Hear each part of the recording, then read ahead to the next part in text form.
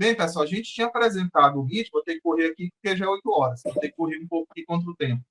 A gente tinha já dissertado algumas informações aí a nível do MIT, salvo engano, acho que na terça retrasada, né?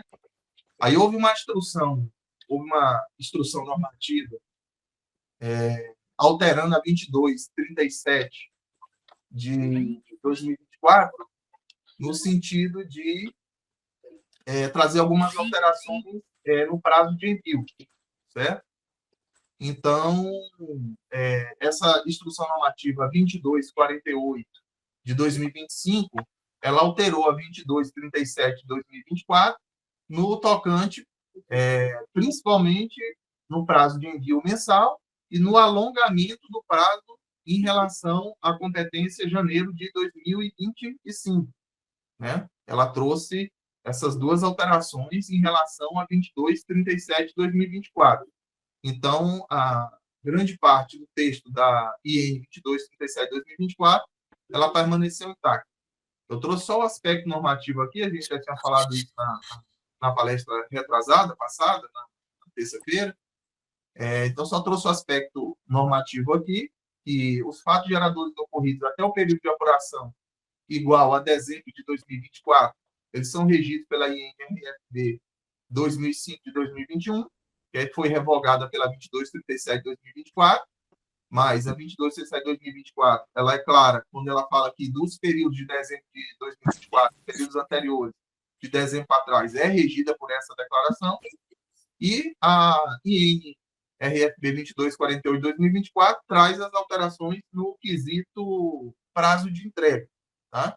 E um detalhe também aqui, eu já vou trazer um dado importante, pessoal, é o seguinte: na alteração da data de vez do prazo de entrega, que até então, na IN 2237 de 2024, era até o dia 25 do mês seguinte, ao da apuração dos fatos geradores, e aí, se recaísse em dia não útil, você postergava. Agora, com a alteração 2248 de 2025, tem que ficar bem atento, porque o último dia útil do mês, o prazo é o último dia útil do mês, então não posterga, tá? Não posterga. Então tem que tomar muito cuidado. Então, se o último dia útil do mês for 31, ou esse mês for 28, agora, lógico que janeiro vai ser só em março, então fevereiro a gente não vai contar. Mas fevereiro a gente vai entregar em março. Então, março é 31 de março, em março, o último dia útil é 31. Então, eu tenho até 31 para entregar. Se em 31 eu não entregar, não posterga. Então, aí já vem a multa automática, tá? Então, só para ficar atento nessa situação. Eu vou trazer só esse diagrama aqui para a gente entender sobre uma visão ampliada do ambiente digital da Receita Federal. Aqui, pessoal, é importante entender o seguinte. Primeiro, os prazos da social FDRI não foram alterados, tá? O que alterou foi a data de vencimento da DCTF-UER. Então, FDRI FE Social continua com a mesma data de vencimento, dia 15 do mês subsequente, tá? Então, o que mudou foi o prazo de vencimento da DCTF-UER. E, então, pessoal, hoje a DCTF-Web ela vai ser alimentada aí por 4 módulos. Então, a gente fala, não, Leno, mas aqui eu só estou vendo 3. Tudo bem, mas eu não posso esquecer que a FDRINF ela tem 2 séries autônomas, né? Eu tenho a parte previdenciária, que é a série R2000, e tenho a parte fazendária, que é a série R4000, que são as retenções de imposto de renda, contribuição social retida na fonte. Então, se a gente for ver o conjunto, são 4, o MIT mais 2 módulos da FDRINF mais o E-Social, alimentando a DCTF-Web. Então, só para a gente não perder de vista essa situação. Outro detalhe, pessoal, que eu costumo falar é o seguinte: DCTF-Web, a gente não consigo falar de MIT sem falar de DCTF-Web, tá? Apesar de você preencher o MIT num campo diferente, é um aplicativo diferente, porém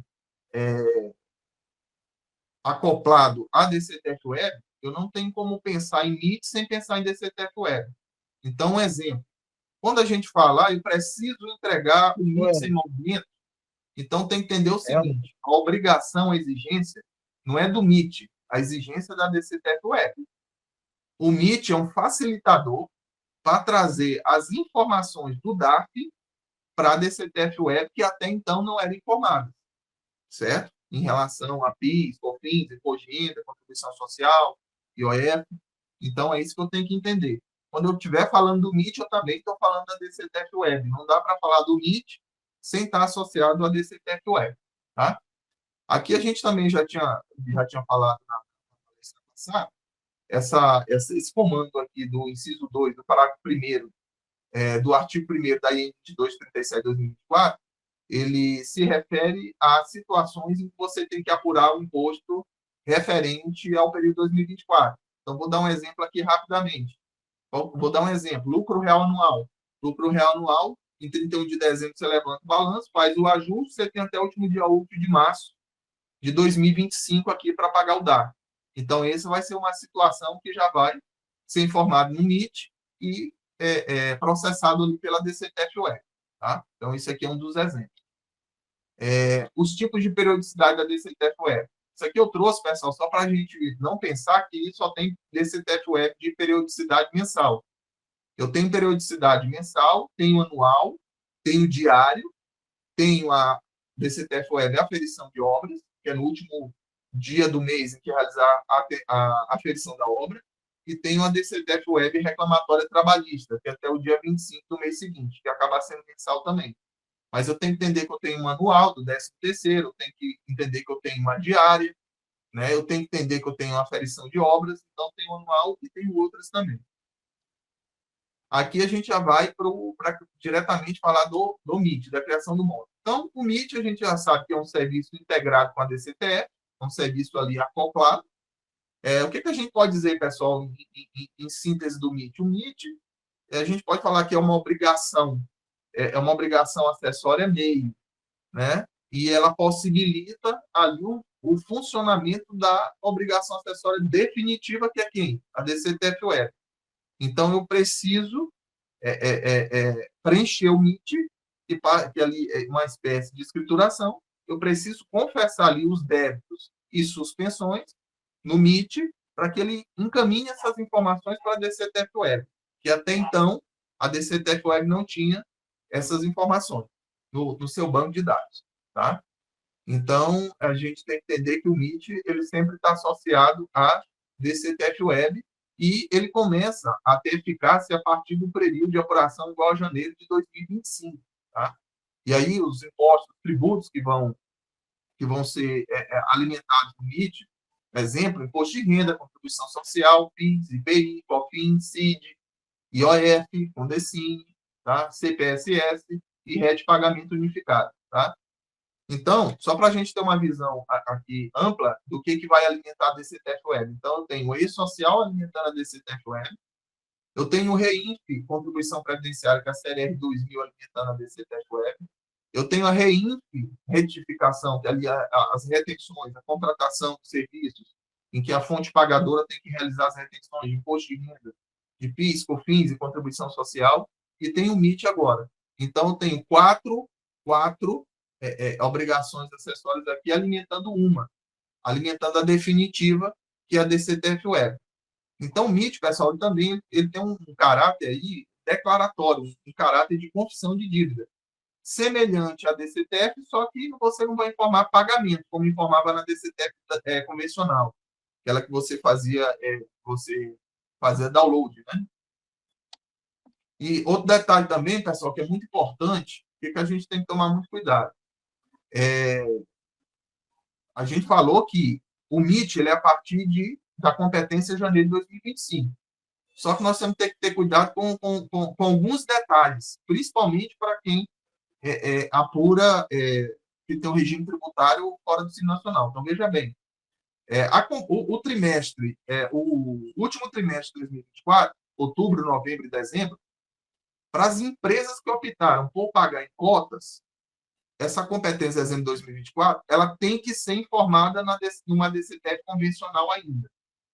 Então, o que acontece? Para as empresas do lucro presumido, do lucro real, que optaram por pagar em cotas, em 3 cotas iguais, mensais e sucessivas, eu tenho que estar no radar para aguardar a Receita Federal produzir uma nova versão, a última versão, digamos assim, de DCTF convencional, para que esse último trimestre de 2024, para as empresas que optaram por pagar em cotas o imposto de renda e a contribuição social, declarar nesse formato, nessa nova versão da DCTF convencional, que a Receita Federal ainda vai disponibilizar ainda. Então, tem que deixar isso no radar para as empresas que optaram por pagar em cotas o último trimestre de 2024.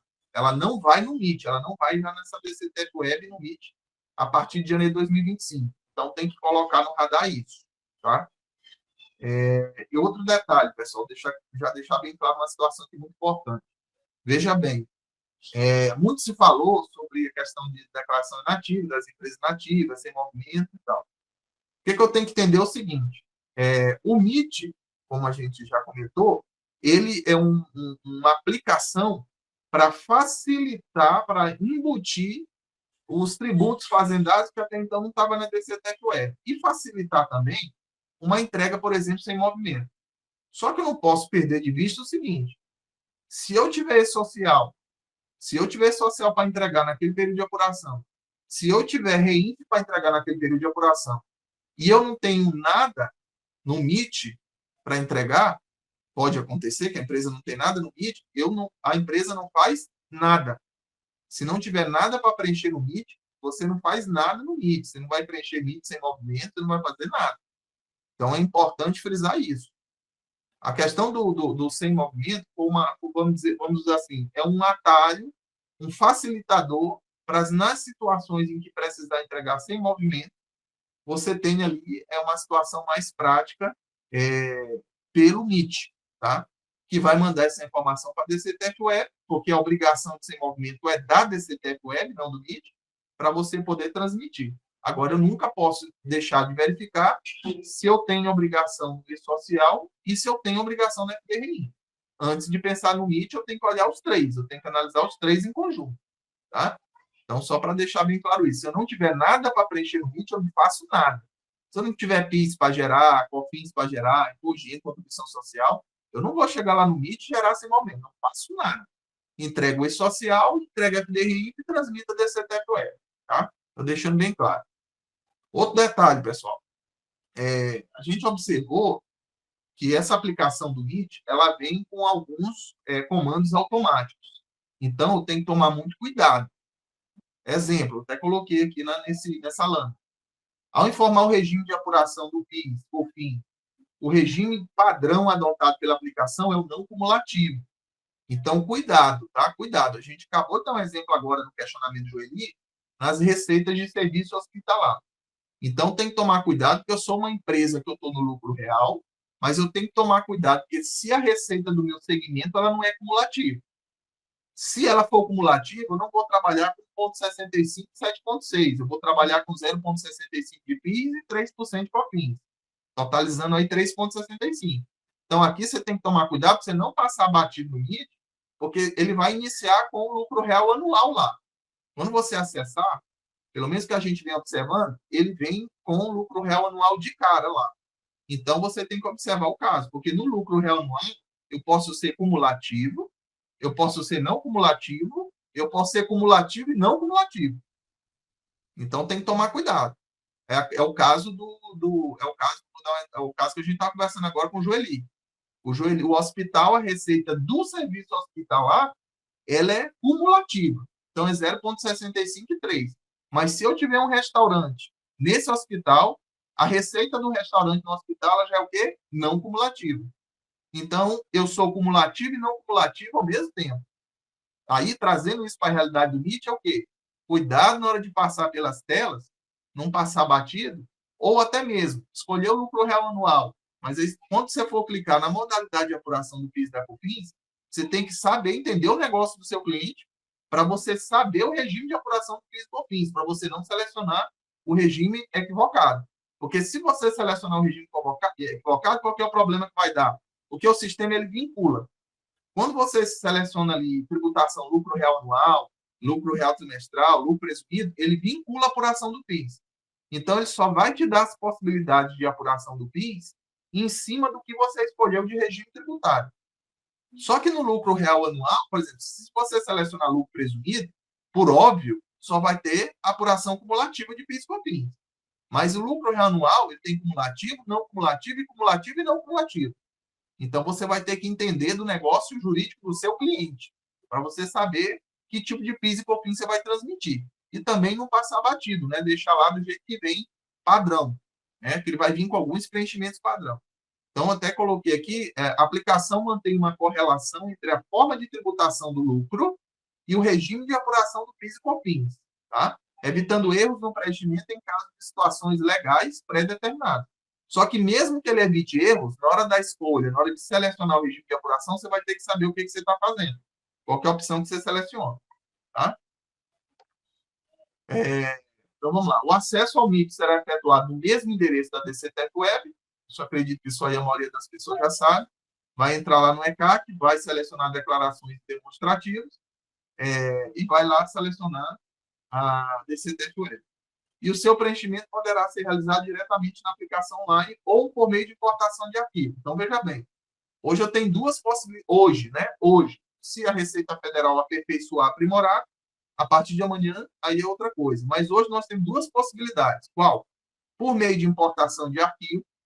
Então, vamos pensar na prática. O software contábil gera o arquivo e o MIT importa. Aí já passa tudo lá para dentro.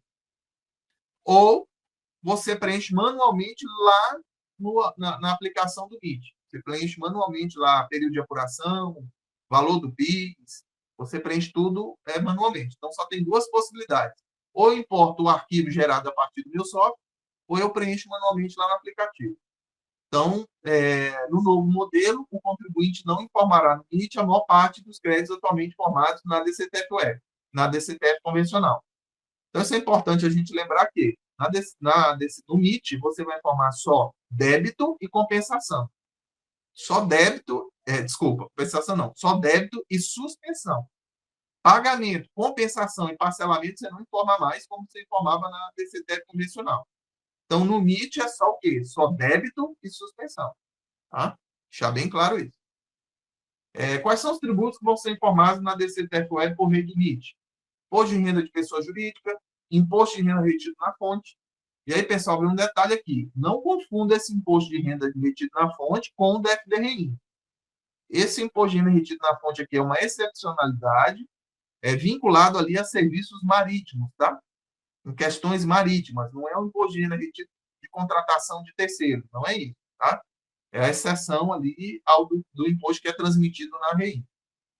O IPI, o IOF, Contribuição Social, PIS, COFINS, CID Combustível, CID Remessa, Condecine, Contribuição Social Incidente sobre a modalidade lotérica, conhecida como aposta de cota fixa, e contribuição para o Plano de Seguridade Social do servidor, CPSE. Leandro? Os valores do imposto de renda retido na fonte, informado no MIT, são apenas aqueles de que trata o artigo 2º. Aqui está o dispositivo legal que trata dessa exceção do imposto de renda retido na fonte que vai no MIT. Leandro? Que não aquele do FDRI. Para os contribuintes com a forma de tributação do lucro igual ao real anual, ao selecionar os tributos imposto de renda ou contribuição social, a aplicação exibe a opção de marcação da existência de levantamento de balanço ou balanceio de suspensão ou redução do período de apuração. Aqui, pessoal, tem que tomar cuidado. Quando Leandro? você tiver... Oi, Leandro? Sim? A retenção das aplicações financeiras, ela vai ser informada aonde? Por exemplo, Não, as retenções das aplicações financeiras... que o banco retém do cliente que tem dinheiro aplicado no banco. Sim, os ganhos líquidos e as operações com bolsa vai no MIT. Não. O restante vai no FDRI. Eu falo, por exemplo, ele tem o jurídico, né? A pessoa jurídica tem um dinheiro aplicado no banco. Um CDC, por exemplo, ele lá está rendendo dinheiro, né? Uhum. Aí aquele imposto retido que ele retém lá, o imposto de renda, e a gente abate no valor devido, né? Que ele vai pagar. Aonde vai essa informação? Se for a retenção, ela vai lá no FDRI. Aí quem vai informar seria o banco? É o contratante. Ok. Agora, se for ganhos líquidos, se for referente a ganhos líquidos e for referente à Bolsa de Valores, aí vai aqui no MIT. Ok. Tá? Tá. Então, tá. Para contribuintes com a forma de tributação do lucro igual a real anual, ao selecionar os tributos imposto de renda e contribuição social, a aplicação exibe a opção de marcação da existência de levantamento de balanço, balanceio de suspensão e redução. Pessoal, aqui é outro cuidado que tem que ter. O que acontece? Na opção de lucro real anual, quando for esse o caso da empresa, vai ter uma opção de levantamento de balanço, balanceio de suspensão e redução. Aqui tem que tomar cuidado. Porque se eu apurei o imposto de renda e contribuição social com base no balanço ou balanceio de suspensão e redução, eu vou ter que clicar nessa opção para o código de receita do DARF sair correto. Se eu não marcar essa opção, aí o que o MIT vai entender? O MIT vai entender que o código é de estimativa mensal. Então tem que tomar esse cuidado, como se eu fosse uma empresa de lucro presumido. Então tem que tomar cuidado lá no aplicativo, porque senão ele vai gerar o DARF com o código de receita errado. Se eu apurei o DARF daquele mês, no lucro real anual, com base na estimativa mensal, eu não marco levantamento de balanço, balanceio de suspensão e redução. Se eu apurei o imposto de renda com base no balanço, balanceio de suspensão e redução, eu tenho que marcar essa opção para quê? Para a aplicação me dar as possibilidades de eu selecionar o DARF com os códigos de receita corretos. Então, isso aqui tem que tomar muito cuidado, para não passar batido na hora que estiver alimentando o MIT. Tá? Inclusive, lá o campinho o campo é pequeno, o campo ele dá para visualizar, mas ele não é tão abrangente lá na tela, então tem que tomar cuidado. Então, neste caso, quando essa opção não é ativada, ou seja, eu não flaguei lá, há a obrigatoriedade da informação de código de receita relativo ao débito decorrente da apuração das estimativas mensais desses tributos. Então, se eu falei que eu não levantei balanceio de redução, eu vou apurar por onde? Eu estou dizendo para a aplicação que eu vou apurar pelas estimativas mensais. E o código de receita do DARF é diferente. Tá? Então, tomar cuidado com isso. Prazo de apresentação. Leandro, deixa eu fazer uma pergunta dentro dessa que você estava falando aí. Uma empresa do lucro presumido, ela paga o imposto de contribuição social e imposto de renda pessoa jurídica trimestral. Sim. Só que tem alguns clientes meus que optavam para a gente mandar a guia mensal para ele, para não acumular muito, e no fim abatia. Dentro do MIT vai ter como? Não, assim, eu ia falar disso mais lá na frente, mas eu vou aproveitar o gancho. Você não vai ter opção de acessar o imposto de renda e a contribuição social em períodos mensais. Certo. Você não vai ter essa possibilidade. Então, o que acontece? O que você vai ter que fazer nesse caso? E lembrando, esse detalhe, viu? Nós não temos previsão legal para antecipação. O que a gente tem de previsão legal para o lucro presumido é apuração trimestral. 3, 6, 9 e 12. A gente não tem a previsão para antecipar. Só que você não tem problema com a Receita Federal, por quê? Porque você está antecipando a arrecadação. Mas nós não temos previsão legal para antecipar. O que faria nesse caso, teria que fazer nesse caso aí? Você iria lá no Sicalc Web, vai no Sicalc Web, gera esses DARF, né? Então vamos pensar, você gera o DARF de abril, de maio, de junho. Quando chegar lá no MIT, você põe o valor integral do débito e abate o pagamento.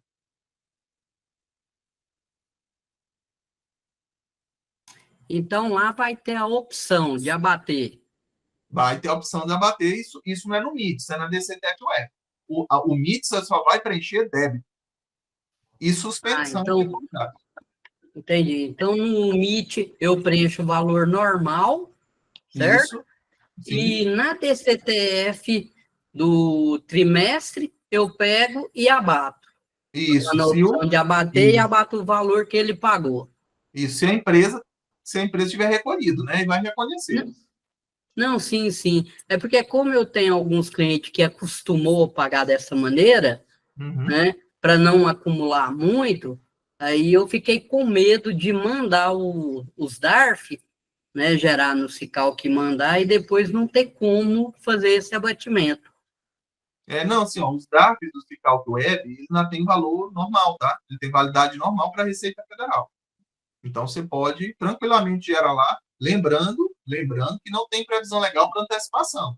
Só que a Receita sim. não vai criar caso por conta disso, porque você está antecipando para ela. Relaxa é bom, né? Não vai criar caso por isso, né? Não, Leandro, boa tranquilo. noite. Opa. Só me tira uma dúvida, você falou assim, que aproveitar o gancho. Mas se eu selecionar lá no Meet, que é trimestral, eu não consigo gerar a guia mensal, conforme eu faço no Cicalc? Não, lá no Meet você não vai conseguir gerar antecipação de guia, não. Você vai ter que gerar pelo Cicalco Web. Hoje, tá, pessoal? Hoje. Pode ser que amanhã a Receita Federal aperfeiçoe alguma coisa. Na próxima reunião eu vou confirmar. Salvo engano, nós geramos lá pelo Meet, marcando, estava dando erro.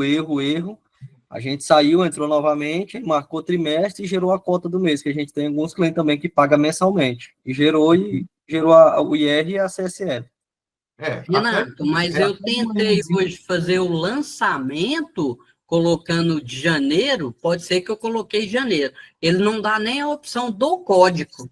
Dá não. Não Se tem colocar janeiro, não dá não. Se você colocar que é março do trimestre, aí ele abre. Aí dá a opção do código. Eu fiz isso, aí deu certo. Eu só tenho que confirmar que os meninos do fiscal que terminaram a operação de gerar as guias e enviar para os clientes. Mas eles confirmaram que deu certo no sistema?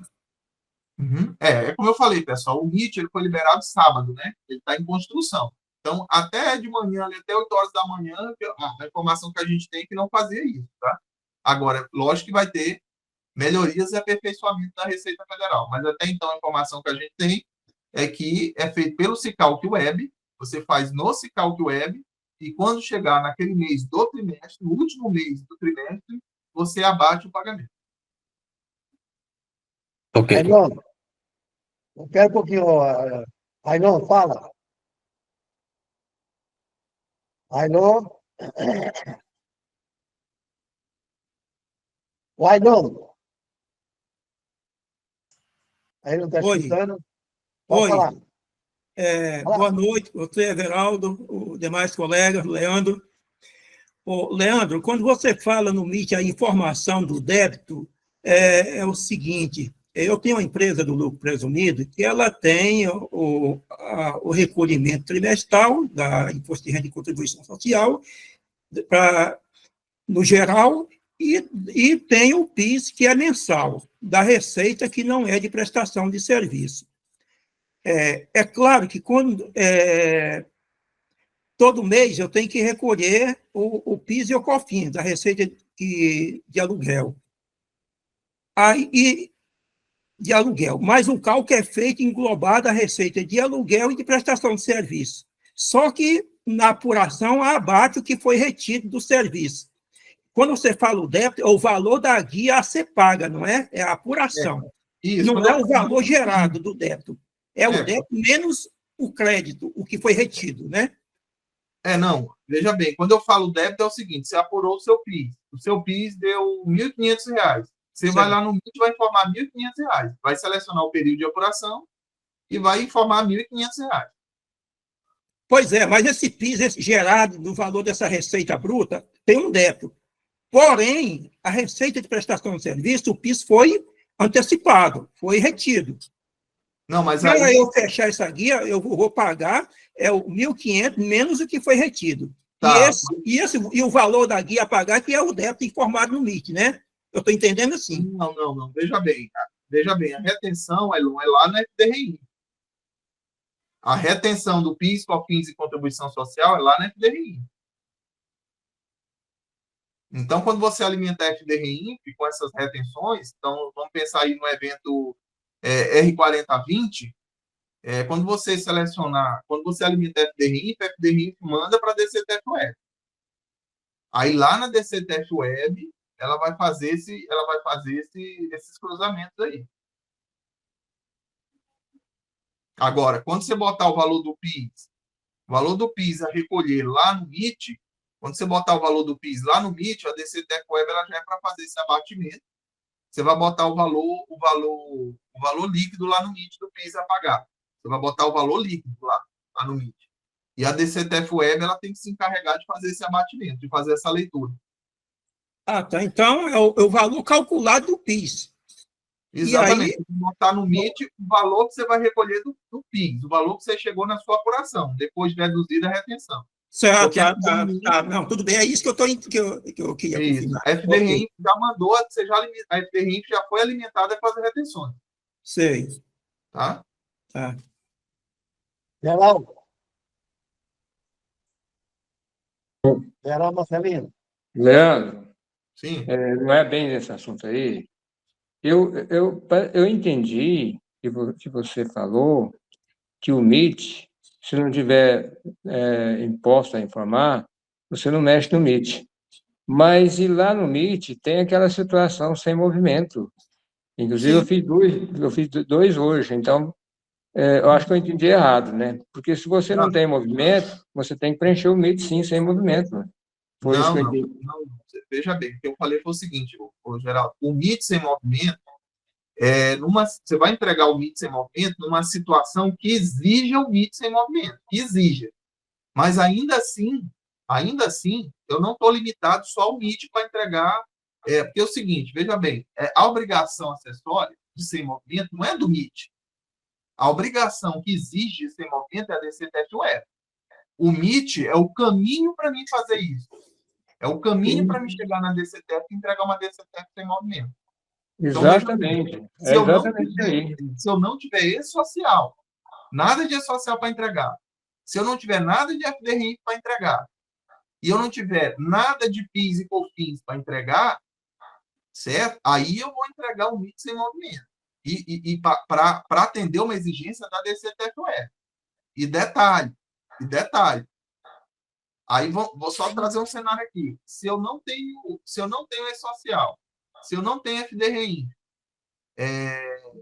e eu não tenho nenhum tributo a declarar no MIT, mas, por exemplo, eu entreguei uma DCTF-Web sem movimento lá em junho de 2024, eu nem preciso fazer nada agora em janeiro de 2025. Eu nem preciso. Por quê? Porque a exigência não é do MIT, a exigência é da DCTF-Web. O MIT é um facilitador para me conseguir enviar uma declaração sem movimento, para me transmitir uma DCTF-Web sem movimento. Eu não estou concordando muito com você, não, apesar que eu não tenho capacidade para não concordar com você, tá? Não, é porque eu entendo corretamente. A que vai ser sem movimento é a DCTF-Web, mas se não tem nada de movimento, então você tem que fazer o MIT sem movimento para poder alimentar a DCTF-Web, entendeu? Não. Mesmo que... Não. Eu fiz 3 hoje dessa situação. Teve uma... assim, Geraldo, o próprio manual do MIT e a instrução normativa, ela já disciplina isso. Então, já são bem claros. Se você não tem nada para informar no MIT, você não faz nada no MIT. Aí, se eu tenho e-social e FDRI, eu faço só e-social e FDRI. Agora, a partir de... Aí, um exemplo que eu vou te dar. A empresa vem tendo tributos, vem tendo fatos geradores. Então, até abril, a empresa teve fato gerador, certo? Até abril. Aí, em maio, ela não teve fato gerador. Aí, o que eu vou observar? Eu tenho e-social e FDRI para enviar? Não tenho. Vamos supor, não tenho aí e-social, não tenho FDRI para enviar. Mas eu preciso de uma DCTF-Web sem movimento. O que eu vou fazer? Aí, em maio, em abril, eu deixei de ter fato gerador. Até abril eu tive tributo a declarar. Aí eu vou em maio, na competência maio, entro no MIT e entrego sem movimento. Eu posso ir no e-social e entregar sem movimento também? Posso. Eu posso não fazer nada no MIT, vou no e-social, transmito sem movimento, alimento a DCTF-Web e transmito. Então, a obrigação não é do MIT sem movimento. A obrigação é da DCTF-Web sem movimento. Tudo bem, eu não estou concordando muito, não, mas você é professor, isso aí eu não sou. Tá bom. Não, falar a verdade, a gente tá se aventurando aqui a obrigação acessória. Minha especialidade é em tributos, né? Em direito tributário. A gente está se aventurando aqui na obrigação acessória. Então, pessoal, a IN 2248 de 2025, ela alterou o prazo de envio da DCTF-Web para o último dia útil do mês seguinte, né? Anteriormente, na 2237, era até o dia 25 do mês subsequente. E tinha também a questão de postergar se o prazo recaísse em dia não útil. Cuidado, aqui acabou. Aqui é o último dia útil do mês seguinte. Então, por exemplo, março é até o dia 31. Um exemplo, se 31 não fosse dia útil, se eu fosse entregar 1º de abril, já era. 2 de abril, já era. Já é multa automática. Cuidado, a postergação acabou. Foi revogado. Então, é até o último dia útil do mês seguinte ao dos fatos geradores. Tá? E também trouxe uma excepcionalidade em relação à competência de janeiro de 2025. Excepcionalmente, a competência de janeiro de 2025 ela foi prorrogada para quê? Para o último dia útil do mês de março de 2025. Aí a gente vai ver lá na frente, cuidado. Em março, eu vou ter 2 declarações, tá? Eu vou ter 2 DCTF Web. Eu vou ter uma de janeiro, que eu vou entregar em março, e vou ter uma de fevereiro, que eu vou entregar em março. Tá? Então, tomar cuidado. Como alterou o prazo, o que ia acontecer em fevereiro agora alongou para março. Então, tem 2 entregas de DCTF em março. Uma referente à competência de janeiro e outra em relação à competência de fevereiro. Tá? Então, eu trouxe aqui uma planilhazinha só para a gente ter ideia aqui, ó, dessa transição aí, DCTF convencional e DCTF Web. Então, só para a gente ter uma ideia. Novembro de 2024, a DCTF Web, eu tenho até 15 de dezembro para entregar. A DCTF convencional, eu tenho até o 15º dia útil de janeiro. Certo?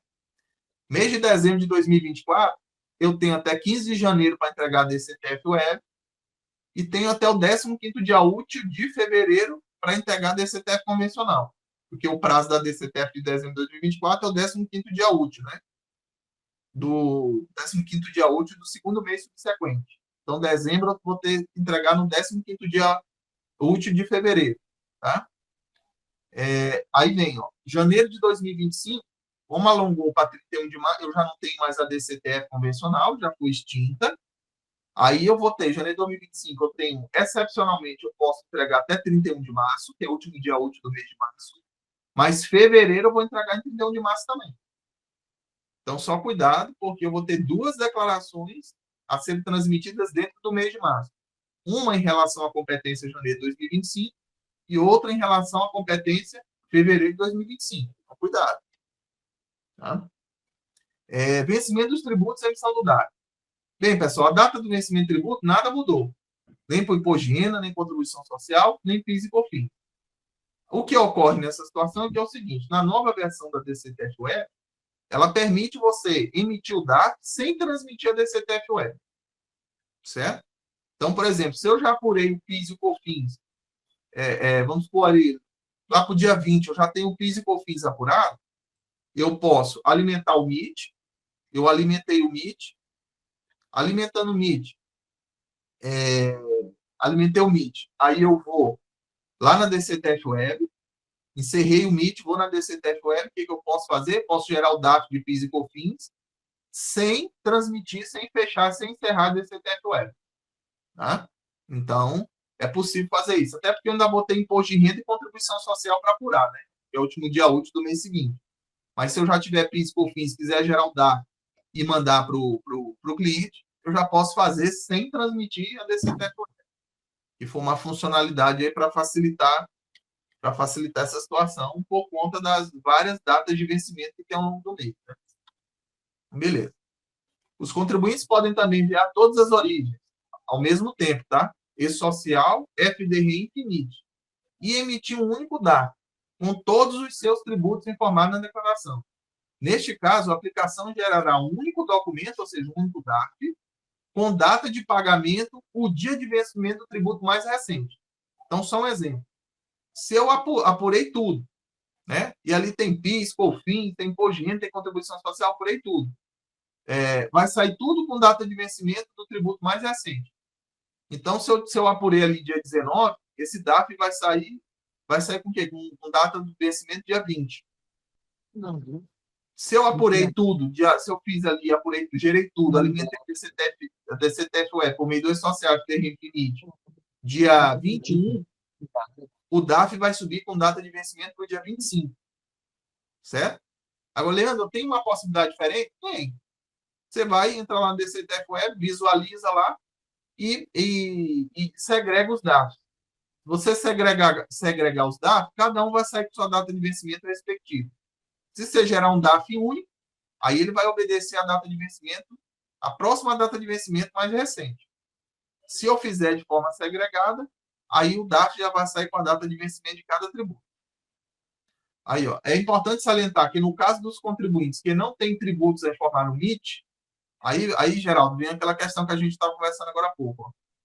É importante salientar que no caso dos contribuintes que não têm tributos a informar no MIT, não há necessidade de nenhuma mudança em seus procedimentos atuais.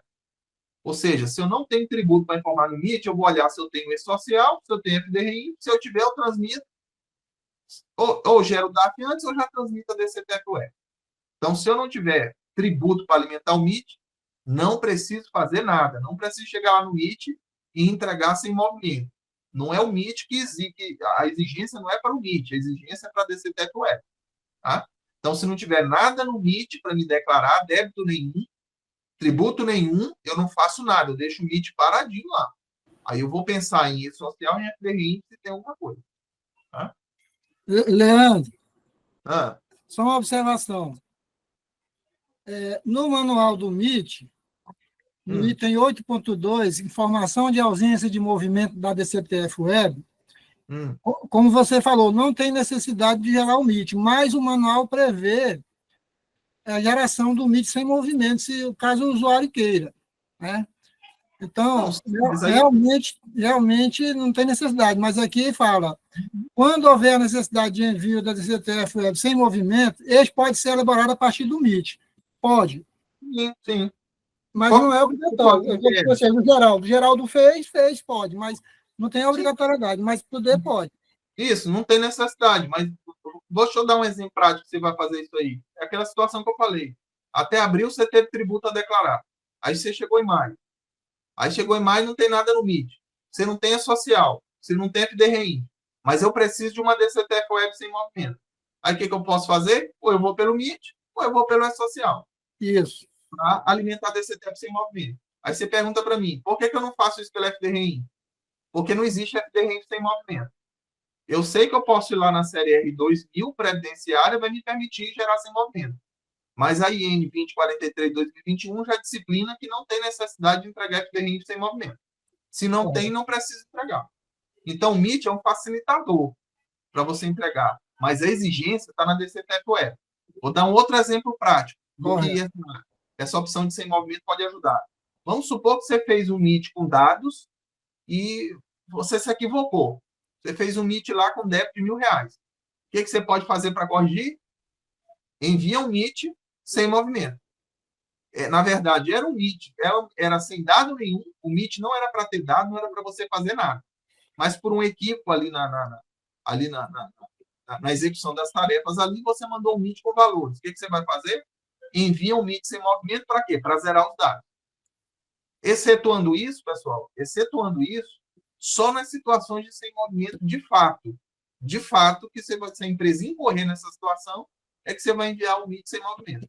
Se eu não tenho tributos a declarar, mas eu tenho E-Social, tenho FDRI para alimentar a DCTF Web, não faço nada no MIT. Tá? Não faço nada.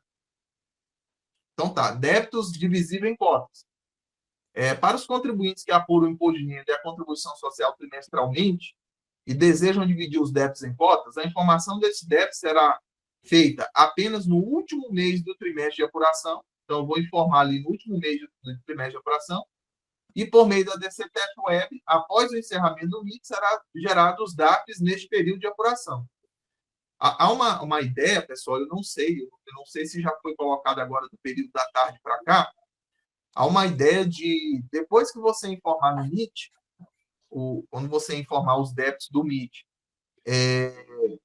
vai ter uma opção lá na DCTF Web, um campo de cotas. Eu não sei se isso já foi aprimorado agora à tarde. Vai ter um campo lá em cima, quando você encerrar o MIT, você informar o débito completo, vai ter um campo, quando você sair do MIT e for acessar a DCTF Web, vai ter um campo chamado cotas. Lá em cima, a ideia é essa. Aí você vai clicar nas cotas, você vai clicar nesse campo de cota para você poder gerar os dados. Lembrando que você não vai poder gerar os 3 dados de uma vez, porque eu tenho variação da taxa Selic.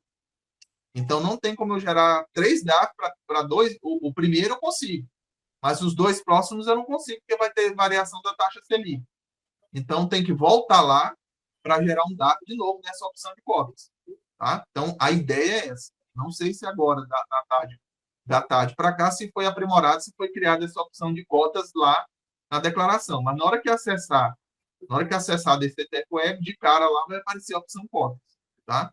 Isso aqui é para as empresas que optam por postergar esse pagamento, por alongar em 3 cotas iguais, mensais e sucessivas, tá?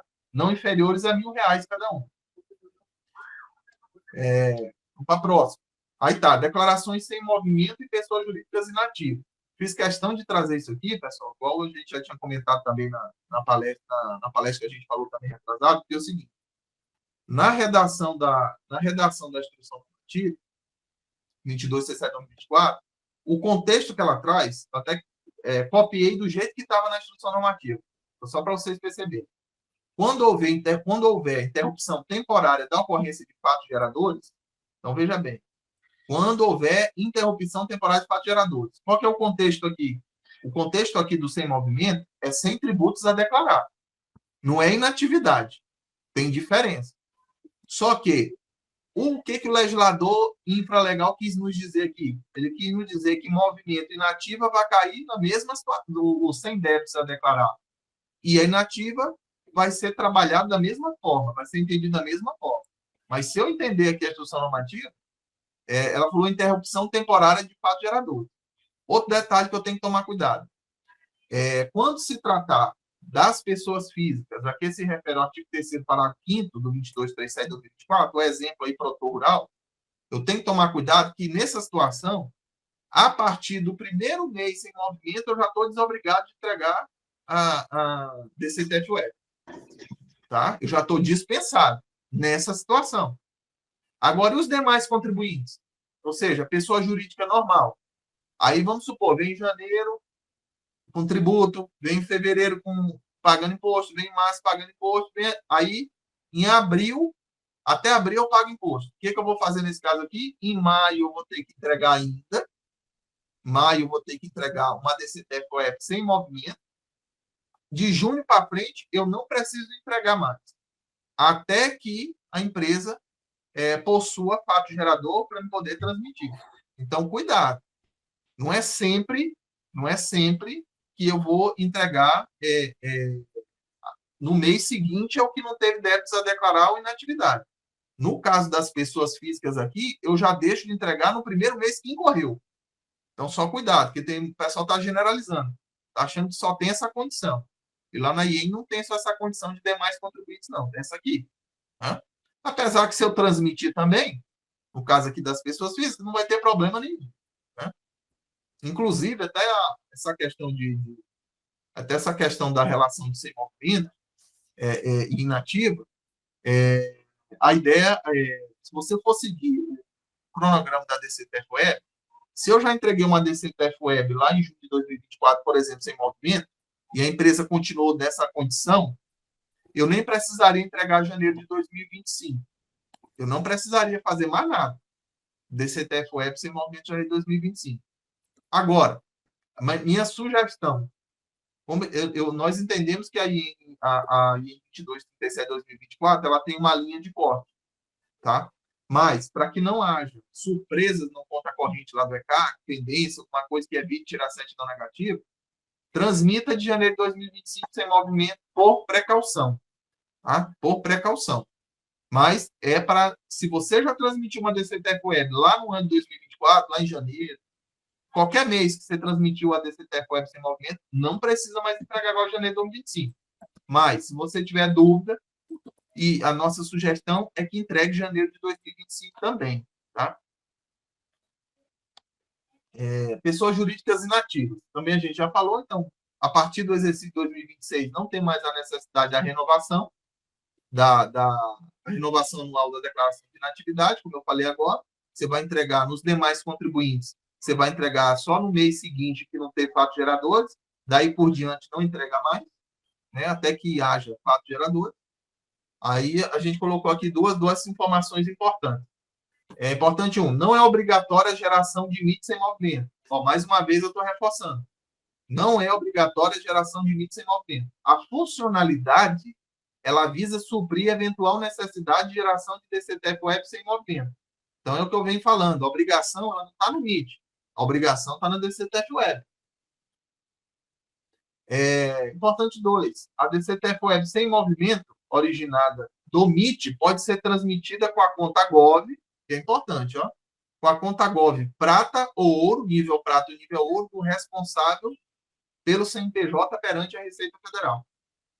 Tá? Então, isso aqui também é muito importante. Aí tá. Agora a gente vai falar um pouquinho do Simples Nacional em relação a esse MIT. Eu vi algumas publicações aí que o Simples Nacional não precisaria entregar o MIT.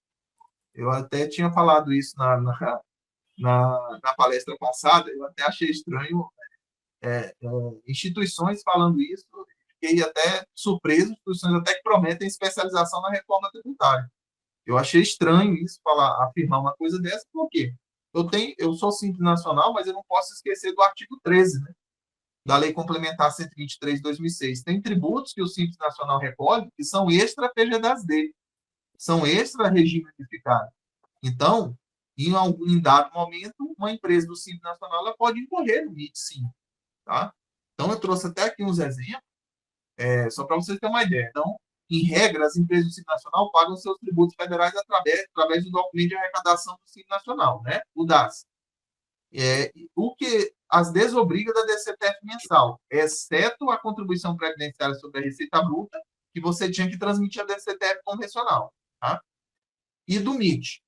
Contudo, existem exceções. Quais são essas exceções? São do parágrafo 1º do artigo 13 da Lei Complementar 123 de 2006, que obriga o Simples Nacional a recolher tributos separadamente do DAS. Né? Por exemplo, o IOF. Então, nesses casos, a obrigação da DCTF mensal existia a do MIT. Existia, a DCTF mensal existia, e a do MIT continua. Né? Então, além disso, as empresas do Simples Nacional podem ser obrigadas ao E-Social e ao FDRI, o que implica também na obrigatoriedade da DCTF-Web. Então, pessoal, sempre eu tenho que estar trabalhando os três em conjunto, pensando em alimentar a DCTF-Web. Eu tenho que sempre estar pensando MIT, pensando E-Social e pensando FDRI. E cada um com seus tributos inerentes. E-Social, imposto de renda retido da folha, né? INSS, FDRI, retenção do imposto de renda sobre a contratação de terceiros. PIS, COFINS e contribuição sobre a contratação de terceiros. Então, eu tenho que estar sempre pensando em conjunto. Né? Para a próxima. As pessoas jurídicas optantes pelo Simples Nacional, que apurarem os tributos abaixo elencados, eles deverão incluir no MIT o seguinte: olha só os tributos que podem correr para a empresa optante pelo Simples Nacional entregar o MIT. Eu posso incorrer no caso do IOF, que são operações de câmbio. Eu posso fazer importação. Se eu como Simples Nacional, se eu realizar uma operação de importação, eu tenho PIS, tenho COFINS e tenho IPI para pagar. Então, eu vou ter que alimentar o MIT. Empresa optante do Simples. Imposto de renda relativo aos rendimentos ou ganhos líquidos auferidos em aplicações de renda fixa ou variável. Teve até uma colega que perguntou um assunto pertinente esse aqui. Eu até falei que se for rendimento ou ganho líquido, auferido em aplicações de renda fixa ou variável, esse vai no MIT, certo? O Simples Nacional tem que informar. Outro tipo de imposto de renda, o ganho de capital. Se eu não me engano, foi o Manuel que perguntou na retrasada se o ganho de capital do optante pelo Simples Nacional tem que informar no MIT. Tem, tá? Tem que informar. Agora ficou claro, inclusive, direcionamento do próprio manual. Então, tem que informar sim. Só cuidado, eu faço um acréscimo aqui, chamo a atenção, só um cuidado com o ganho de capital no Simples Nacional, porque tem uma regra. Então, se a desincorporação do ativo imobilizado foi dentro de 12 meses da aquisição, eu não vou tratar como ganho de capital, eu vou tributar como receita. Se a desincorporação do ativo acontecer a partir do 13º mês de aquisição, aí eu trabalho como ganho de capital. Então, só cuidado para não tributar essa operação de forma equivocada. Uma hora ela é receita, em outro cenário ela é ganho de capital. Tá? Então, só para tomar cuidado. Outros tributos aí que o Simples Nacional pode recolher: CID combustível, CID remessa, Condecine, contribuição social na modalidade lotérica e CPMF. Esses são extra regime simplificado. É o que está fora do PG das D, tá? O que está fora do extrato. Leandro, Ah, vê se isso aqui é um exemplo também. A empresa do Simples, ela toma empréstimo do sócio. No caso, aí ela tem que pagar o IOF por esse contrato de mútuo, né? sim, no contrato de mútuo o IOF é presente, né? Aí Então, ela vai ter que informar o MIT. exatamente. Aí tá. Forma de apresentação. Conforme o artigo 5º da IN 2237/2024, o uso do certificado ele é digital, ele é obrigatório para o envio do MIT e da DCTF Web. Então, a DCTF Web deverá ser assinada digitalmente mediante o uso do certificado digital válido. Tá? A exigência do certificado digital, prevista no inciso do parágrafo 1º, ele não se aplica para quem, pessoal? Para o MEI e para a empresa enquadrada do Simples Nacional que tem até um empregado no período a que se refere a declaração. Então, tem uma exceção à regra aqui do certificado digital. Tá? Aí, nas hipóteses previstas nesse capítulo, a assinatura digital da declaração poderá ser realizada por meio da conta Gov.br, com identidade prata, com nível prata, ou nível ouro do responsável legal. Tá? Então, a exceção à regra do certificado digital é para MEI e para Simples Nacional, que possua até um empregado no período da declaração. E ela pode ser entregue com o quê? Na ausência do certificado digital. Uma conta Gov.br tem que ter nível ouro ou prata. Tá? Das penalidades. A falta de entrega dessa declaração ou entrega após o prazo. Novamente, pessoal, aqui não é o MIT. Aqui é a DCTF Web. A multa é para a DCTF Web, não é para o MIT.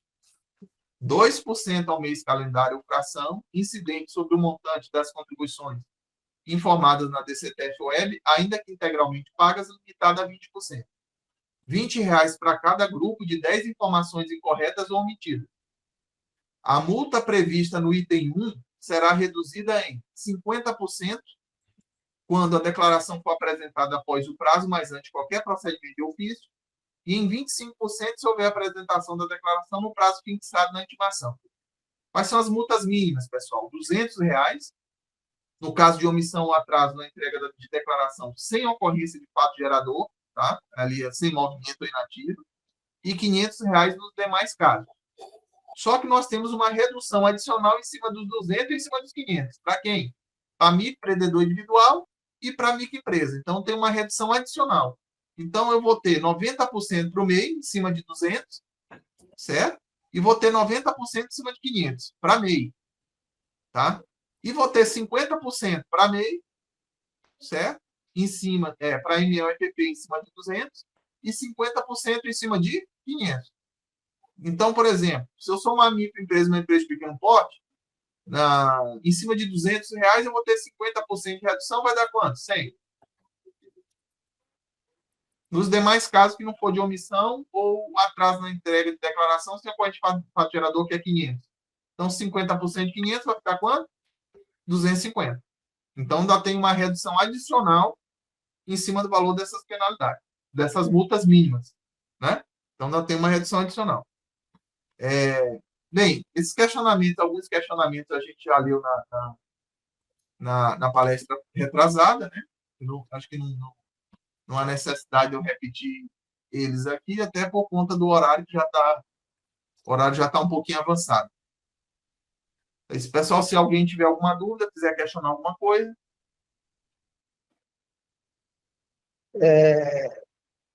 Ô, Leandro, Sim.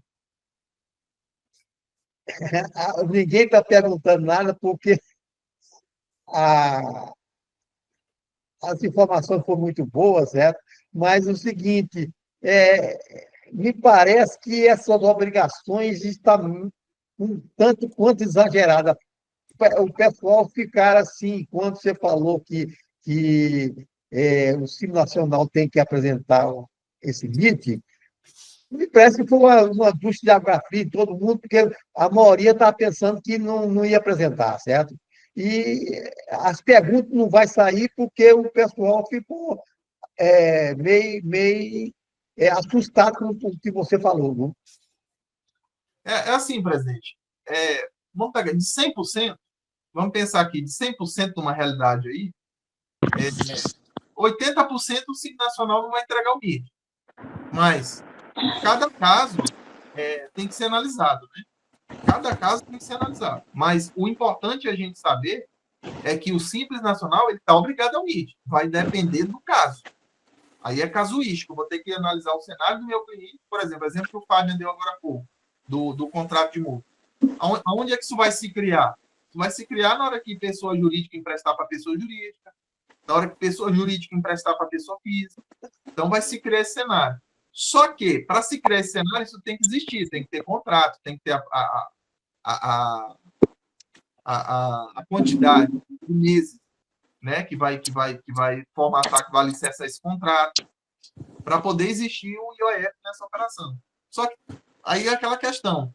Tem muita situação que é registrada na contabilidade como empréstimo, mas não tem um contrato de multa. Então, o IOF passa batido, né? Se registra na contabilidade ali. Sim.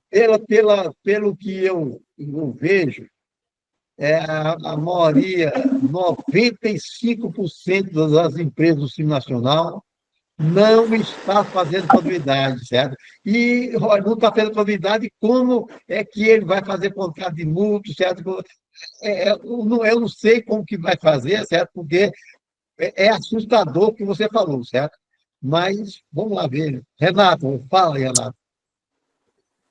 Leandro, você vai disponibilizar seu material para nós? Tá perfeito.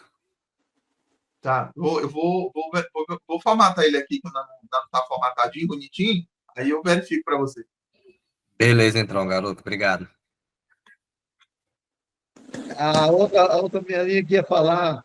Quem é a outra que queria falar? Ficar assustado, cara.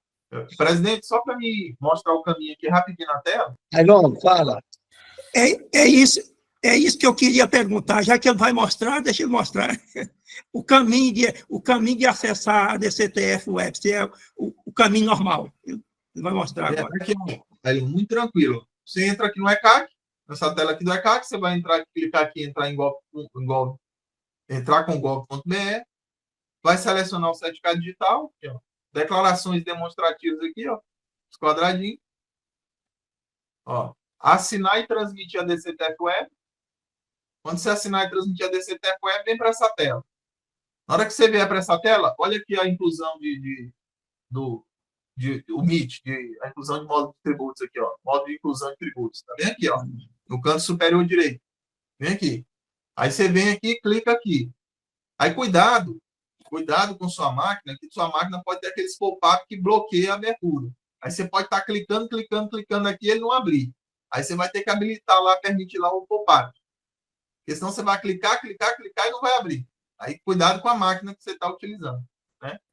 Sim. Aí você clicou aqui, desce para cá, vem para essa próxima tela. Aí aquela questão, ó, tá aqui, ó, você tem duas possibilidades. Ou você, deixa eu aumentar um pouquinho aqui o zoom, não sei se vai melhorar. Aqui, ó, você tem duas possibilidades. Aqui, ó, ou importar por ação, aí você tem que gerar a partir do programa, o programa gera um arquivo, aí você importa. Você clica aqui em importar, vai lá na máquina, pega o arquivo e passa aqui para dentro. Certo? Ou você vai em nova apuração. Se você for em nova apuração, você vai preencher manualmente. Tá? Então, tem essa situação aqui. Aí tá. Entrou aqui, ó, importar apuração, nova apuração. Aí vai aparecer essas situações aqui, ó. Período, identificação da apuração, situação, data de encerramento, evento especial, total apurado e ações. Certo? Aí, por exemplo, a próxima tela vai ser apurações. Aí, o que você vai fazer? Selecionar o ano, o mês e a situação. Tá? Aí você vem aqui, ó. Janeiro, um exemplo. Mês de janeiro, ano 2025. Aqui, se não for situação especial, tipo extinção, cisão, fusão, incorporação, você não clica nada. É uma apuração só mensal, então não é evento especial, você não clica nada. Aí clica aqui em continuar. Vai descendo. Quando você clicar em continuar, vai ter essa linha aqui, essa linha aqui horizontal para você ir preenchendo. Dados iniciais, débitos e encerramento. Vai aparecer pendência se tiver alguma coisa que tiver preenchido corretamente. Aí você vai descendo. Olha aqui, ó. Aqui as opções. Qualificação da pessoa jurídica. Aí você vai selecionar aqui, tá? Mas tem, ó, pessoa jurídica em geral, agência de fomento, cooperativa de crédito, sociedade corretora de seguro, sociedade cooperativa, por aí vai. Tem as opções aqui dentro. Aí você vai para a forma de tributação do lucro, que eu falei que tem que tomar cuidado. A aplicação ela já vem com o lucro real anual automaticamente. Aí você tem que tomar cuidado para saber qual que é o regime tributário da sua empresa e no lucro real anual tomar cuidado com o regime de apuração do PIS e COFINS, tá? Se é cumulativo ou se é não cumulativo. Essa escolha aqui, essa escolha ela vai vincular as opções que você vai ter na apuração do PIS e COFINS quando você for gerar o PIS e COFINS. Aí, beleza. Aí, vai abrir aí, olha as opções aqui, ó. Real anual, real trimestral, presumido, arbitrado, imune, isento e optante pelo Simples Nacional. Tá? Beleza. Você vai descendo. Aí, uma coisa que eu senti falta no MIT foi o seguinte: ele trouxe o critério de reconhecimento de variação monetária. Isso aqui são para operações de câmbio. Mas eu não vi a opção de apuração de receita para regime de competência e caixa, que tinha na DCTF antiga, né? Eu não vi falar isso aqui do MIT, então pode ser que a Receita Federal vai aprimorar. Porque eu preciso, no lucro presumido, eu posso optar por competência ou por caixa, né? Então, lá no Simples, você vai lá pelo portal do Simples e define isso, né? Mas aqui no lucro presumido, você pode optar por caixa ou competência. Eu não vi isso aqui no MIT. Eu não vi essa informação aqui no manual e nem muito menos na instrução normativa. Eu acredito que a Receita ela deve aprimorar. E lembrando que isso aqui não é de apuração de receitas, isso aqui é de variações monetárias, são as operações com câmbio, por exemplo. Aí tá. Aí aqui, por exemplo, ó, aí você vem e desce para a próxima tela, por exemplo, regime de apuração do PIS. Aí você tem que tomar cuidado, tá vendo? Aqui já veio com não cumulativo. Só que você tem que tomar cuidado. Se for uma receita de serviço hospitalar, vai ser cumulativo. Certo? Agora, se esse hospital ele tem um hospital e tem um restaurante no hospital, por exemplo, vai ser não cumulativo e cumulativo. E tem a opção aqui. Aqui, ó. Tem cumulativo, não cumulativo, cumulativo e não se aplica. Então, você tem que saber o que você está fazendo. Você tem que fazer a leitura do negócio jurídico do cliente. Né? Beleza? Aí vai descendo. Aí um detalhe aqui importante. Responsável pelo preenchimento da apuração. Já tive informação... detalhe. Vocês estão vendo que aqui tem um campo do número do registro, né? Do conceito.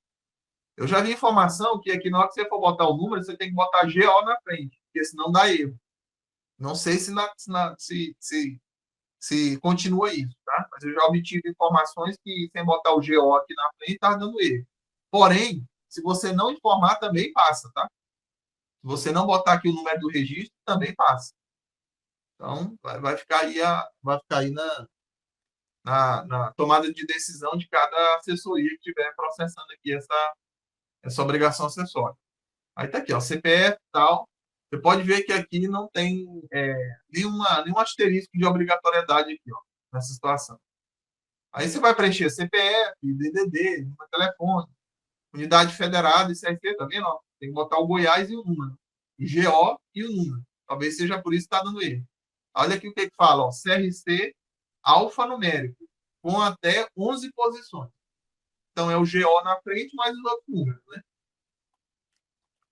Apenas o número do CPF do responsável pelo preenchimento é obrigatório, tá vendo? Só o CPF do responsável pelo preenchimento. Se botar só o CPF, já vai.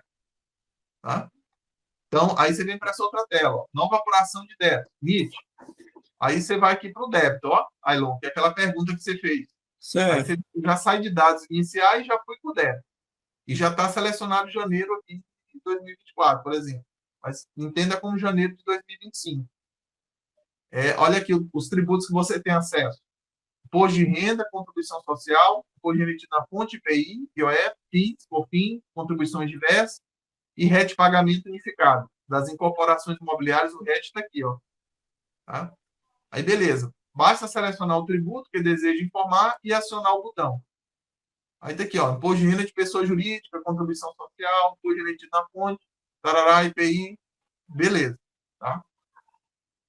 Aí você clica aqui em incluir novo, aqui, ó. Incluir novo para preencher o débito. Aí você vem para essa tela de código de receita. Aí aqui que eu falei que tem que tomar cuidado. Tem que tomar cuidado com o código de receita. Isso aqui está vinculado ao regime tributário que você escolheu. Então, aqui, por exemplo, eu estou no imposto de renda. Aí eu tenho que tomar cuidado do seguinte. Se eu marquei a opção balancete de suspensão e redução, eu vou ter um código de receita para imposto de renda e contribuição social. Se eu não marquei, que eu apurei com base em levantamento de balanço de suspensão e redução, eu estou falando que eu apurei por estimativa mensal. Significa dizer que eu tenho um código de receita diferente. Então, a assessoria que trabalha com lucro real, ela tem que entender dos códigos de receita, tem que entender do regime de tributação, as variáveis dele, principalmente o anual, porque o trimestral ele não vai ter variação. Agora, o real ele vai ter, porque o real, inicialmente, se apura por estimativa mensal. Alternativamente, você levanta balanço de suspensão e redução. Então, vou ter que saber, porque vai influenciar aqui no código de receita. Porque senão eu gero um dado desse aqui errado e o recolhimento vai para a fonte errada. Vai para uma fonte equivocada. Então, tem que tomar esse cuidado, principalmente no lucro real anual. Tá? Outro detalhe. Aqui, ó, continua com o imposto de renda aqui de pessoa jurídica. Ó, quando eu selecionei aqui o código de receita, ó, ele já veio para cá o código de receita aqui embaixo. Ó. Código de receita, período de apuração. Aí, olha aqui, o valor do débito. Tá? E o valor do débito. E aqui repete o saldo do débito. Só isso. O valor do débito do DARF que eu vou recolher. Só isso. Aí, beleza. Aí, outro detalhe. Nessa aplicação, ela não tem salvamento automático, tá? Ela não tem salvamento automático. Então, é interessante que você vai verificando em cada tela e tentar salvar, tá? Ela não tem salvamento automático. Ó, olha só, essa versão não possui salvando automático. Assim, sempre que concluir uma etapa de preenchimento, utilize o botão para salvar os itens digitados. Tá? Periodicidade de tributos. É uma outra situação que tem que tomar cuidado aqui, ó, onde informar o terceiro trimestre, o quarto trimestre e os valores. Tá? Então, tem que tomar cuidado. Da mesma forma, tributos com periodicidade diferente da trimestral, né? Periodicidade diária, descendial, aí já tem que preencher o dia ou o decente. Tá? Ver mais alguma coisa mais importante aqui, de preenchimento. Aqui, ó, que eu estava falando para vocês. Ó, aqui, quando eu selecionar imposto de pessoa jurídica, olha só aqui, ó, PJ levantou o balanço, balancete de suspensão ou redução. Olha o flagzinho aqui, ó. Aí aqui é que eu tenho que tomar cuidado. Se eu não marquei a flag, o que eu estou dizendo para a aplicação? Olha, eu não levantei balanço e eu apurei o imposto de contribuição social com base em quê? Com base em estimativa mensal. Ou seja, com base naqueles percentuais de presunção. Eu não levantei balanço nem balancei de suspensão e redução. Então, tem que tomar cuidado. Para saber que tipo de apuração eu fiz, para saber se eu flego aqui ou se eu não flego. Tá? Então, tem que tomar cuidado. E aqui, Elon, aqui, ó, incluir débito, tá vendo? Sempre aqui do lado direito, incluir o débito para você preencher o valor. Aí vem débitos divisíveis em cota. Mesma coisa que eu já informei lá atrás. O contribuinte que é no mês final do período de apuração trimestral, ele informa o débito de imposto de renda e de contribuição social, passíveis de divisão em cota. Poderá manifestar o interesse em efetuar a divisão e emitir os DARFs na DCTF-Web deste período de apuração, após o encerramento do NIT. Então, é aquilo que eu falei. Se eu optei por postergar o pagamento lá, alongar o pagamento em cotas, no MIT, ali no MIT, eu vou só informar o débito. Eu vou informar o débito, certo? Só o débito. A manifestação do interesse, eu vou fazer aonde? Na DCTF-Web. Que a ideia é o quê? A ideia é ter uma opção lá no layout da DCTF-Web chamado cotas. Aí você vai clicar lá para você gerar esses dados. Agora, é lógico que você não vai conseguir gerar os três de uma vez, porque, como eu já falei, tem variação da taxa Selic. Então, você não vai conseguir gerar tudo de uma vez. Né? Aqui já é um caso mais específico, já é caso de suspensão. Deixa eu verificar se tem mais alguma coisa aqui mais importante. Novas apurações. Tem a parte de pendência. A pendência vai vai ser se você faltou com algum preenchimento e a tela deixou passar, né? Aí tem um encerramento. Quando você terminar o Meet, você clica em encerrar. Na hora que você clicar em encerrar, vai para a DCTF Web e vai ficar numa situação de em andamento. Por quê? Porque você não transmitiu a DCTF Web, ele só alimentou ela. Aí lá vai ficar a situação em andamento, tá? Aí, como ela ainda está em andamento, você pode ter a opção de gerar o DARF sem transmitir. Você pode gerar o DARF de PIS, de COFINS, sem transmitir a DCTF Web. Mas se você já tiver alimentado tudo, você pode transmitir a DCTF Web e emitir um DARF único, ou você pode individualizar. E da Previdência Social também, né, Leandro? Tudo. Por exemplo, vou só te dar uma ideia. Um exemplo. É meio difícil isso acontecer, mas um exemplo. Se dia 19 você já tiver alimentado tudo, MIT, você alimentou a DCTF Web com MIT, com FDRI e com E-Social, quando você emitiu o DARF, vamos supor, dia 19, você emitiu o DARF, ele vai sair com a data de vencimento do tributo federal mais recente. Ou seja, tem tributo federal que vence dia 20. O DARF vai sair com dia 20. Se você gerar no dia 21, tudo, já tiver alimentado tudo, ele vai vir com uma data do dia 25, que é o vencimento do PIS e COFINS. Entendeu? Leandro, mas se a empresa não pagou, você volta lá na DCTF Web e gera com acréscimos legais. Edita lá o DARF e gera com acréscimos legais. Tá? Vou só ver se tem mais uma... Então, Leandro, porque a Previdência, o vencimento dela é dia 20. Se Sim. porventura gerar depois do dia 20, então tem que voltar na guia da Previdência e recalculá-la, né? Com os acréscimos. Aí é aquele negócio. Por exemplo, a DCTF Web você tem até o último dia útil do mês seguinte para transmitir, não tem? Sim. Pois é, então veja bem, o INSS ele vence dia 20, né? Mas você não tem até o último dia útil, você só vai reabrir e retificar a DCTF só se você tiver transmitido tudo. Se você tiver gerado só o DARF, sem ter transmitido ela, não precisa. Pois é, mas se eu posso gerar o DARF para recolher no vencimento normal. Se passar dessa data, o DARF tem que ser, e não recolher, tem que, do dia 20, aí tem que recalculá-lo com os acréscimos. É assim, tem duas. Se você já fechou a DCTF Web e já gerou o INSS, mandou para o cliente não pagou, se você já transmitiu a DCTF Web, você volta na DCTF Web lá, reabre ela, edita ali o INSS, seleciona o período e o aplicativo ele vai calcular ali com juros e multas. Tá. Okay. Agora um exemplo. Vamos supor que você alimentou só o E-Social. Vamos supor que você alimentou a DCTF Web só com o E-Social e você não transmitiu a DCTF Web. Certo. Você pode gerar o DARF e não transmitir. Porque o INSS não vence dia 20? Mas eu tenho até o último dia útil do mês seguinte para transmitir a DCTF Web, não tem? Sim. Então, nesse caso, você pode gerar o DARF e não fechar a DCTF Web. Certo. E vamos pensar que passa para a empresa e não fecha a DCTF. E vamos pensar que você tem que apurar ainda PIS e COFINS e imposto de renda e contribuição social. Então, certo. não é bom você fechar a DCTF Web, né? Não é aconselhável, porque você ainda tem tributo pela frente. Certo. Entendeu? Ok. Só uma aqui, de ausência. Aqui, o Geraldo, olha aqui, ó. O Geraldo que perguntou para mim naquele momento. Se ele ainda está ainda aí. Quando houver a necessidade de envio de uma DCTF Web sem movimento, esta pode ser elaborada a partir do MIT. Pode ser elaborado pelo MIT. Por que ele botou pode? Porque eu tenho que ver se eu tenho FDRI com E-Social ainda para transmitir. E quando houver a necessidade. E aqui, pessoal, é importante, isso aqui é o manual publicado pela Receita Federal, tá? Só lembrando. Então, olha só aqui, não sei se o Geraldo ainda está indo aí. Importante. Não é obrigatória a geração de MIT sem movimento. Não é obrigatório.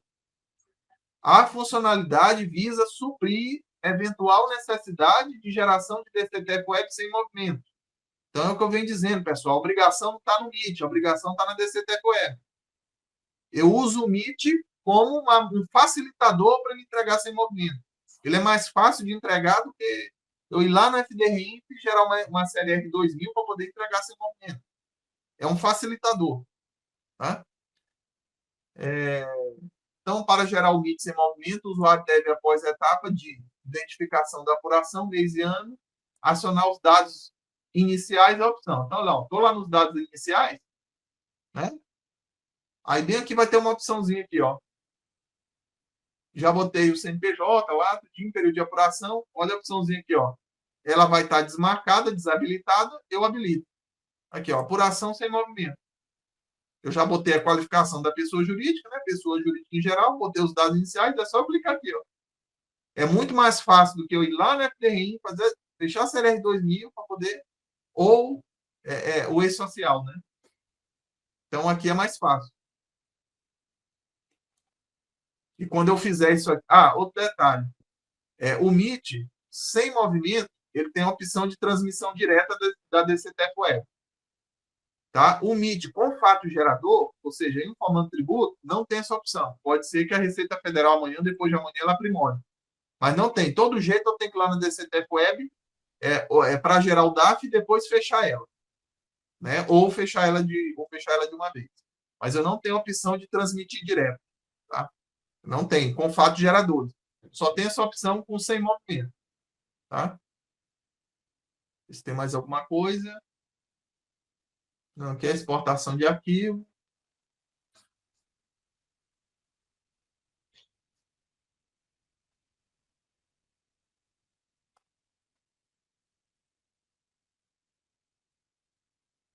Aqui, ó. Isso aqui também é importante, pessoal. Aqui tem uma tabela de códigos que é importante, vocês podem se basear por essa tabela que nós estiver alimentando, tá?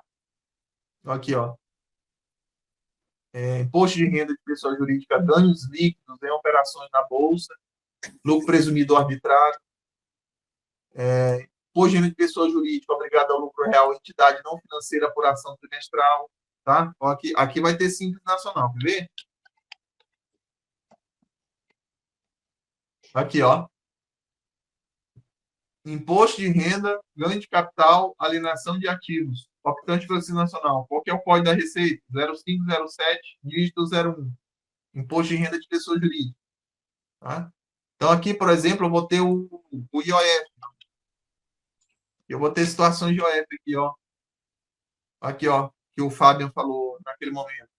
Operações de mútuo. Tomador, pessoa jurídica.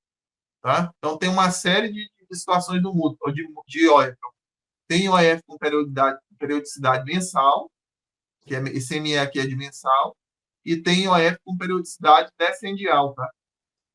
Então, tem as periodicidades de IOF. Está aqui os códigos de receita. Isso aqui vai ajudar, porque na hora que você estiver preenchendo a MIT, se tiver alguma dúvida no código de receita, aqui já dá uma ajudada. Que aí você dá uma olhadinha no significado aqui do código de receita, e aí já consegue te instruir melhor. Né? Então, aqui, ó, diário, tá vendo? Ó? Periodicidade diária, periodicidade mensal. Tá? Ó, PIS e COFINS, não cumulativo, SCP, Sociedade em Conta de Participação, tá? 69208. Tá?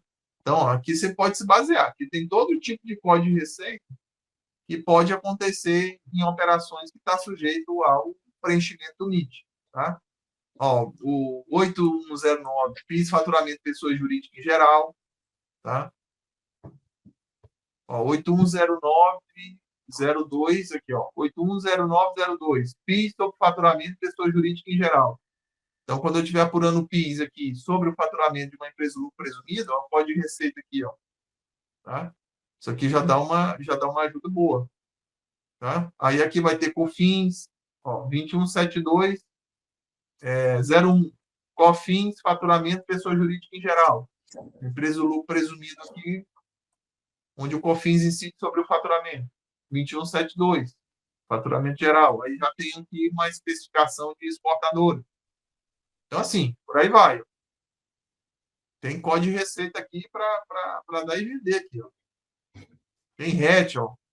Incorporação imobiliária. Vai no MIT também, tá? Então é isso, pessoal. O MIT é isso aí. A aplicação ela não é difícil, ela é indutiva, né? e você vai ter que analisar o caso de cada empresa para poder aplicar, saber se você tem que preencher o MIT ou não. Por óbvio, o MIT ele ainda está em construção. Então, aprimoramentos eles vão acontecer. Tá? Por parte da Receita Federal, vai acontecer aprimoramento. Então, algumas situações aí, por exemplo, igual eu falei do Cicalc Web, elas podem ser melhoradas, para você não ter que gerar Cicalc Web, voltar lá na DCTF Web para fazer o abatimento. Preencher o MIT e depois ainda ter que fazer o abatimento. Então, pessoal, é isso. As informações... É do isso? MIT, Só isso? Só isso. Só isso.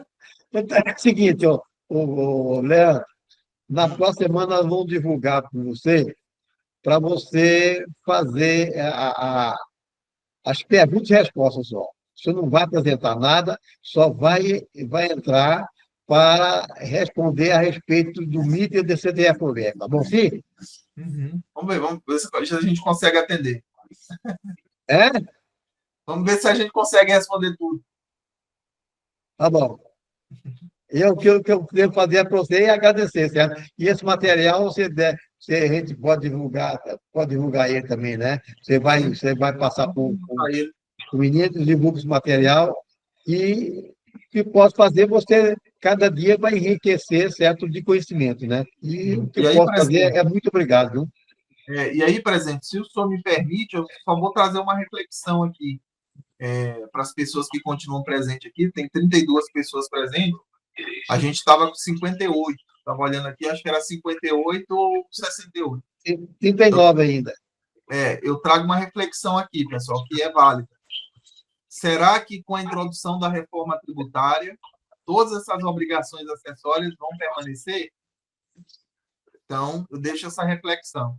Por que eu deixo essa reflexão, pessoal? Pelo seguinte motivo. Com a reforma tributária, a tendência, o que se quer chegar é que exista uma única obrigação acessória, que vai alimentar todos o banco de dados de todos os entes tributantes. Qual que é a obrigação acessória? A emissão da nota fiscal. Então, a ideia da reforma tributária é eliminar FD, contribuições, CF, DIF já vai acabar, né? DIF já acabou. Só o ano calendário de 2024 vai transmitir. 2025 já está na social e já está no FDI.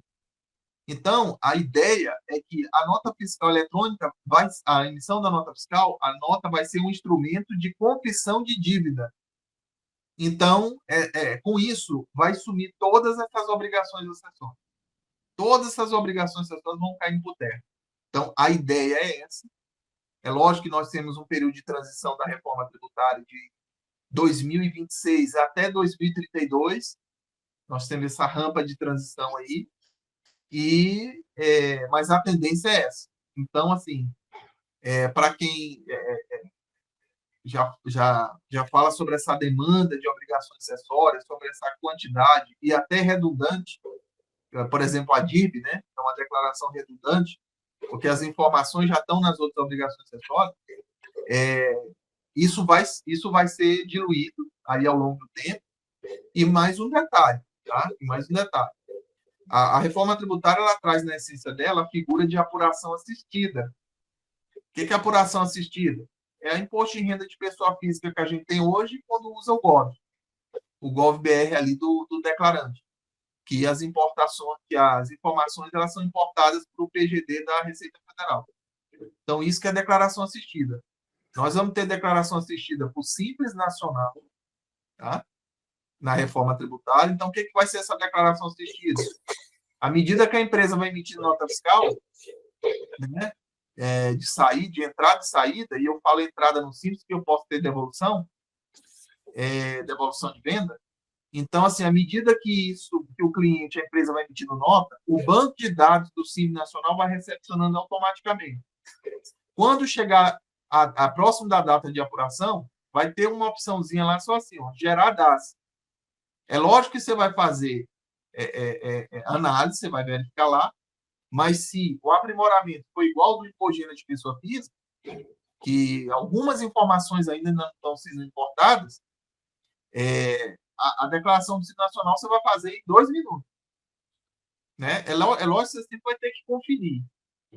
E isso tem um lado positivo, e isso também tem um outro lado da moeda, que é o quê? As sustentações lá no contrato de prestação de serviço em relação à obrigação acessória vai diminuindo, né? Então, o que eu chamo a atenção? Cada vez mais, com a introdução da reforma tributária e as apurações assistidas, a assessoria empresarial como um todo, ela vai ter que ser cada vez mais estratégica e cada vez menos operacional, tá? Porque vai chegar no conhecimento do empresário que a apuração do simples nele vai clicar no gerar DAS e o DAS vai subir. E o DAS vai aparecer. E normalmente, o empresário não vai ficar muito preocupado com detalhes de conferência. É só clicar no DAS e gerar? Então, isso é só um alerta, porque o alicerce lá no contrato de prestação de serviço, no tocante a obrigações acessórias, ele vai diminuir. Então, eu vou ter que equilibrar a balança com o quê? De estratégia, com planejamento tributário, planejamento estratégico. Então, as assessorias elas vão ter que se reinventar com a introdução da reforma tributária. Então, é isso que eu queria colocar essa reflexão. Obrigado, presidente Everaldo. Obrigado, Wesley. Né? Obrigado, Fábio. Como eu costumo falar, a live ela não acontece sozinha. Para que ela aconteça, tem que ser necessária a participação dos players do jogo, do Wesley, que é o principal acionado, é um dos primeiros acionados. Aí o Fábio, o presidente Everaldo, todos do sindicato que ajudam essa live a acontecer. Né? Então, muito obrigado a todos os presentes aí pela paciência de estar escutando a gente.